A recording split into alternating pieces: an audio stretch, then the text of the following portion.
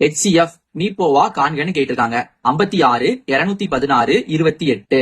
நம்ம இதுக்கெல்லாம் ஹெச்சிஎஃப் பார்க்க போறோம். ஹெச்சிஎஃப் அப்படின்னா இந்த 3 நம்பரையும் நமக்கு வகுக்கிற மிகப்பெரிய எண் தான் நமக்கு என்னது ஹெச்சிஎஃப். இப்ப பாருங்க, இப்ப நம்ம இது எல்லாமே காமனா வந்து 2 டேபிள்ல பண்ணலாம்.